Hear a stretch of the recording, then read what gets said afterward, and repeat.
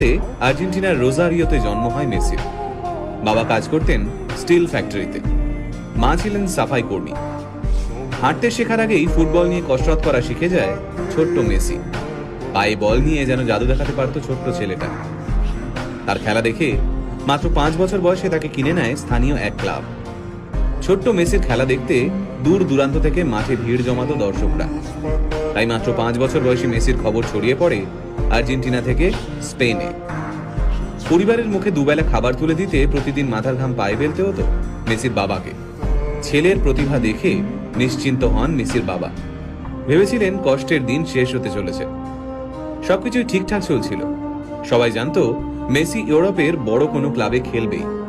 তারপর মেসির যখন বয়স মাত্র 11, তখন ধরা পড়ল এক বিরল রোগ, গ্রোথ হরমোন ডেফিসিয়েন্সি। এই রোগের কারণে বাচ্চার বৃদ্ধি কমে যায়, সাথে বেড়ে যায় ওজন।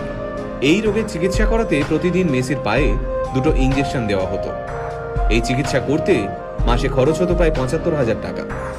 মেসির পরিবারের পক্ষে এই বিপুল পরিমাণ টাকা দেওয়া অসম্ভব হয়ে দাঁড়ায়। আর ওই সময় মেসির ক্লাব এই বিপুল টাকা দিতে অস্বীকার করে।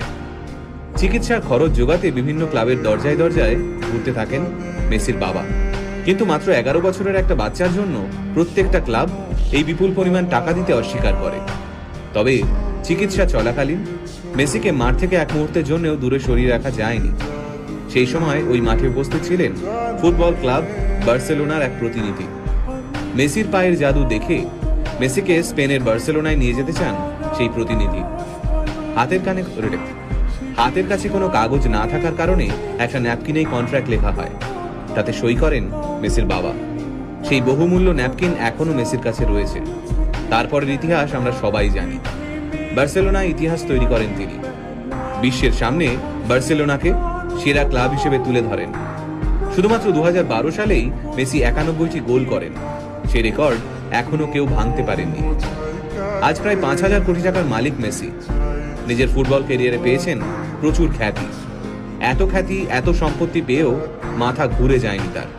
বিয়ে করেছেন সেই ছোট্টবেলার বান্ধবী আন্তোনেলাকে।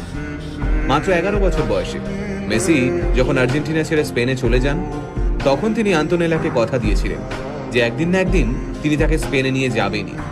কথা রেখেছিলেন মেসি। ছোটবেলা থেকে স্পেনেই থাকতেন মেসি। বলা যায় স্পেনেই বড় হয়ে উঠেছেন তিনি। স্পেন ফুটবলের এক কর্তা মেসিকে স্পেনের হয়ে ফুটবল খেলতে অনুরোধ করেছিলেন, কিন্তু মেসি হাসি মুখে সেই অনুরোধ প্রত্যাখ্যান করেছিলেন। বর্তমানে পৃথিবীতে এমন কোনো ট্রফি নেই যা মেসির নামের পাশে নেই।